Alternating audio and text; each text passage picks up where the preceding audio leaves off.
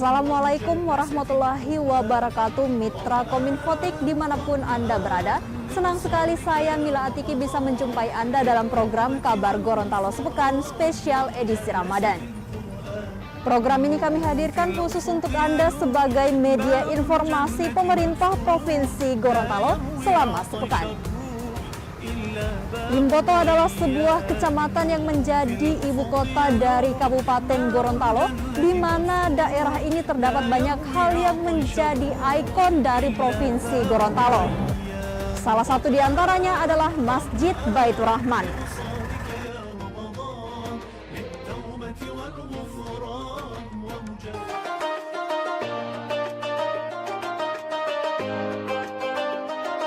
Gubernur Gorontalo Rusli Habibie turut serta mengikuti tradisi warga Kelurahan Tenda, Talumolo dan Kampung Bugis yang menggelar tradisi Kokoo atau ketuk sahur perdana. Tradisi ini untuk membangunkan sahur juga bentuk kebahagiaan karena dipertemukan kembali dengan bulan Ramadan. Ratusan warga Kelurahan Tenda, Kampung Bugis dan Talumolo berkumpul mengambil star di depan Rudis Gubernur pada Minggu subuh 3 April 2022. Dengan berjalan kaki, warga akan berkeliling sambil memukul pentungan bambu dan diiringi lagu religi untuk membangunkan warga untuk bangun sahur dan memulai ibadah puasa. Ketuk sahur merupakan acara tahunan yang digelar di bulan Ramadan. Pada awal dan akhir Ramadan diselenggarakan lebih meriah. Langsung karena ada pandemi COVID, makanya kita tidak bolehkan. Hari ini alhamdulillah COVID sudah mulai melandai di Kota Gorontalo, maka mereka dapat melaksanakan tradisi untuk sahur untuk wilayah Kota Selatan, Kota Timur ya? Kota Timur, Pemuda kemudian. Ini merupakan kegiatan tradisi yang dilaksanakan oleh anak-anak muda setiap menjelang bulan puasa. Dan ini perlu kita pertahankan karena mereka merasa gembira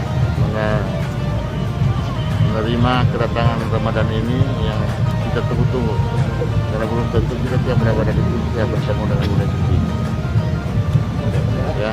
Terima kasih Pak. Terima kasih Pak.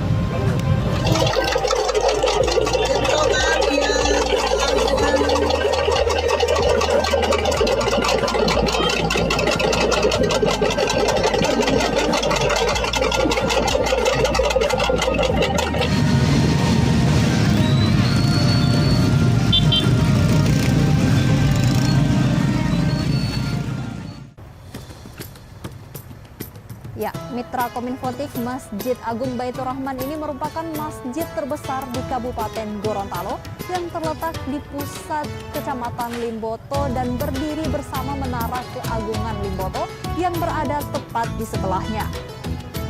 Dua bangunan megah tersebut layaknya satu kesatuan ikon dari Limboto ini.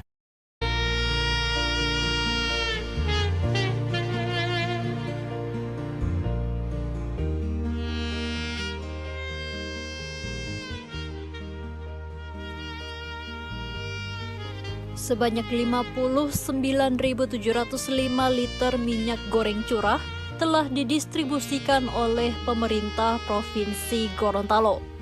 Minyak goreng curah ini dijual dengan harga distributor Rp13.000 kepada para pengecer dan pedagang toko dan warung. Selanjutnya pengecer akan menjual ke masyarakat setempat dengan harga Rp14.000. Penyaluran minyak goreng curah dimulai dari Kabupaten Gorontalo bertempat di Limboto dan Telaga sebanyak 9.280 liter. Selanjutnya di Kabupaten Pohuwato 10.007 liter. Untuk Gorontalo Utara disalurkan di Kecamatan Anggrek dan Kuandang sebanyak 9.966 liter. Ada pula Kabupaten Bualemo berlokasi di Kecamatan Tilamuta sebanyak 10.252 liter. Sementara untuk Kecamatan Tibawa disalurkan 10.000 liter dan Kecamatan Kota Tengah 10.200 liter. Total yang telah disalurkan sebanyak 59.705 liter. Risjon menambahkan minyak goreng ini berkat upaya Gubernur Rusli Habibie melobi Menteri Perdagangan untuk mengalokasikan minyak goreng pemerintah ke Gorontalo. Sebanyak 1 juta liter yang dialokasikan setiap bulannya selama 3 bulan ke depan. Sementara itu, Gubernur Rusli yang hadir ditemani Wali Kota Gorontalo, Kapolda Gorontalo dan Randrem 133 Nani Wartabone mengingatkan kepada para pengecer, pedagang toko dan warung untuk tidak menjual mie gor curah ke masyarakat melebihi harga Rp14.000. Masyarakat pun diminta untuk segera melaporkan jika ada toko atau warung yang menjual mie gor dengan harga mahal. Minyak goreng curah hari ini dipasok oleh PT Astra Agro Lestari yang berlokasi di Mamuju, Sulawesi Barat. Minyak goreng yang lagi sulit sekarang. Pak Gubernur, Pak Presiden semalam sudah mengumumkan akan memberikan BLT, bantuan langsung tunai kepada masyarakat 21.000 juta. Masyarakat akan dibagi-bagi itu 3 bulan. Tapi tidak bisa dibelikan pulsa, tidak bisa dibelikan rokok, itu tidak minyak goreng. Betapa pedulinya Pak Presiden kepada kita. Ini pengaruh bukan kita kekurangan minyak goreng, tidak. Tapi minyak dunia lagi naik, jadi minyak goreng juga ikut naik. Tapi pemerintah mau subsidi. Jadi saya rasa orang-orang atau masyarakat tidak usah memborong. Minyak goreng saya jamin tersedia di Gorontalo, ya. Saya bulan puasa ini. Dipersyaratkan tadi Pak Kapolda bisa-bisa ke saya, masyarakat itu maksimal 2 liter, ya. 2 liter itu cukup untuk 1 minggu. Jangan terlalu banyak borong-borong karena takut, cukup, dicukupkan dulu. Bikin ikan goreng diganti ikan rebus diganti dengan ikan bakar. Jangan goreng-goreng dulu, ya, biar sehat. Kalau goreng itu juga lemaknya banyak, jadi kolesterol naik. Jadi hari ini saya membuktikan omongan saya dan Pak Menteri sangat membantu. Jadi untuk kebutuhan 1 bulan puasa tersedia di Gorontalo. Dan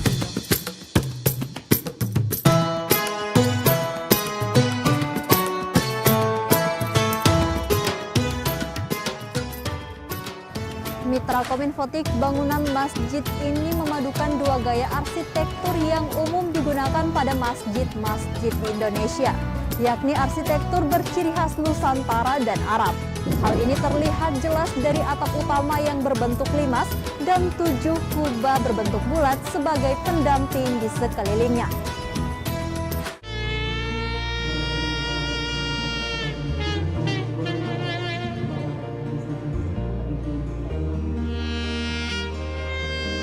Bantuan langsung pangan pemerintah Provinsi Gorontalo untuk tahun 2022 mulai didistribusikan yang dikemas dalam program Bakti Sosial NKRI Peduli.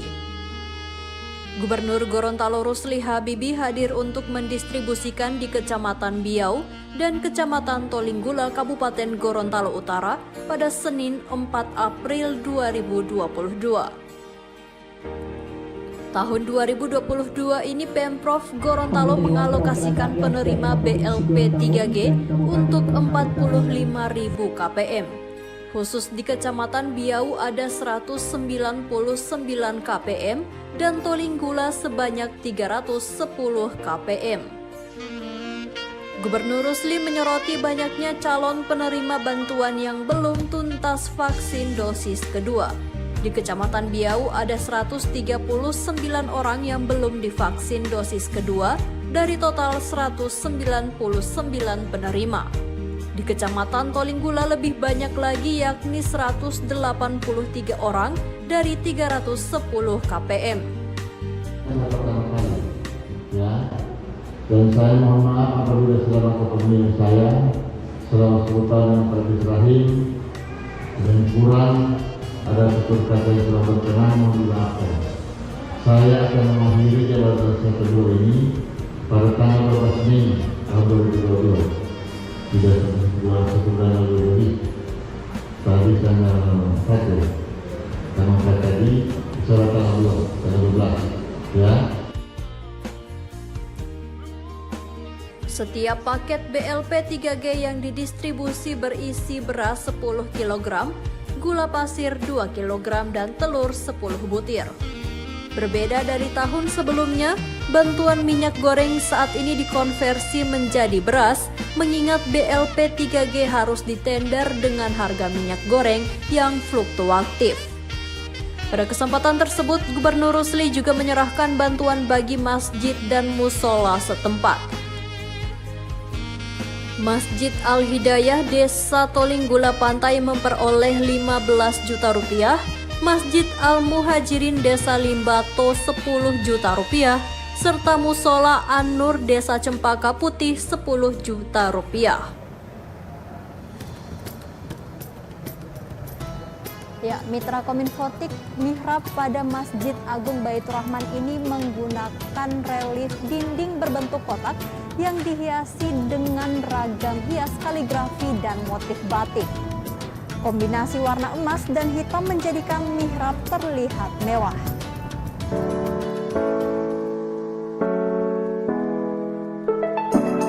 Pemerintah Provinsi Jawa Timur menggelar misi dagang dan investasi di Provinsi Gorontalo. Wakil Gubernur Gorontalo Haji Idris Rahim berharap kegiatan tersebut bisa mengakselerasi pertumbuhan ekonomi Provinsi Gorontalo dan Jatim. Berbagai produk usaha mikro, kecil, dan menengah dari kedua daerah dipamerkan pada kegiatan tersebut. Pelaku UMKM dari Gorontalo menampilkan kain sulaman Karawo, upiah Karanji, serta berbagai produk penganan lokal. Sedangkan dari Provinsi Jatim antara lain ada batik gentongan, batik Bojonegoro, produk ekoprint, benih buah-buahan, jamu, hingga produk kosmetik.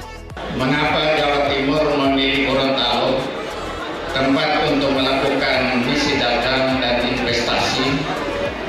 Karena yang pertama, prioritas pembangunan di Provinsi Gorontalo berupa pertanian, perindustrian, perdagangan, UMKM, pariwisata, perikanan, juga peternakan, sama dengan prioritas pembangunan Jawa Timur. Sehingga itu kita melakukan penandatanganan kesepahaman untuk saling menunjang dan menguntungkan. Sementara itu, Gubernur Jatim Hovifah Indar Parawansa yang hadir langsung membuka kegiatan itu mengatakan, misi dagang dan investasi merupakan upaya Pemprov Jatim dalam membangun konektivitas dan jejaring dengan provinsi lain di Indonesia. Hovifah mengungkapkan nilai transaksi perdagangan Jatim untuk antar pulau dan antar provinsi pada tahun 2021 tercatat sebesar 236 triliun rupiah. Peluang ini ayo kita sambut dengan memaksimalkan produk-produk dalam negeri melalui standarisasi yang memang sudah terkonfirmasi sertifikasinya. Kalau itu makanan dan minuman, pastikan sudah melalui proses kurasi. Pastikan bahwa standar-standar apakah kaitan dengan Badan POM, PIRT, semua telah terpenuhi. Pada pembukaan misi dagang dan investasi tersebut, Pemprov Jatim dan Gorontalo menandatangani nota kesepahaman yang diikuti dengan penandatanganan perjanjian kerja sama antara sejumlah pimpinan organisasi perangkat daerah kedua provinsi.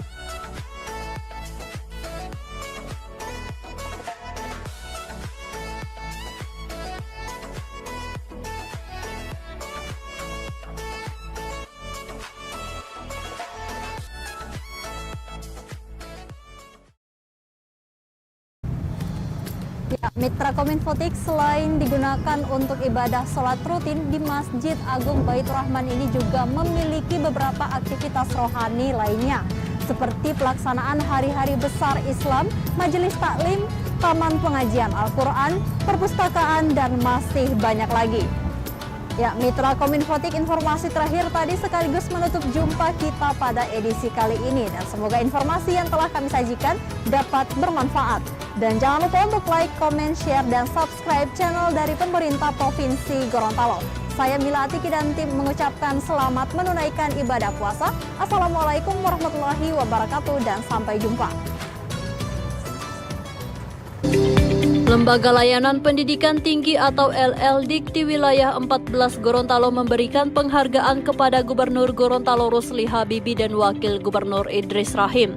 Penghargaan diserahkan oleh Kepala LLDIK di wilayah 14 Gorontalo, Sulawesi Utara dan Sulawesi Tengah, Mahludin Barwadi, di Rumah Jabatan Wagub Gorontalo pada Kamis 31 Maret 2022. Mahludin menjelaskan Wagub Idris yang diamanahkan oleh Gubernur Rusli Habibie untuk mengawal proses pendirian LLDIK di wilayah 14 sejak pertama sangat aktif mendukung perjuangan pendirian lembaga yang dulu dikenal dengan koordinasi perguruan tinggi swasta atau Kopertis. Bahkan kata Mahludin, berkat upaya dan perjuangan Wagub Idris, LLDIK di wilayah 14 bisa berkedudukan di Gorontalo. LLDIK di wilayah 14 Go Sulut Teng terbentuk berdasarkan Peraturan Menteri Pendidikan dan Kebudayaan Nomor 34 Tahun 2022.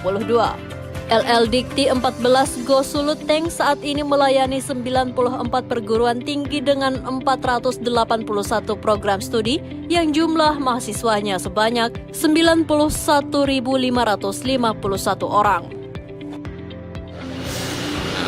Selain penghargaan pada PNS, kita juga akan memberikan penghargaan yang kategori sangat spesifik. Nah, sangat spesifik ini itu adalah pemberian penghargaan pada tokoh-tokoh yang berperan pada pendirian LLDIK dan 16.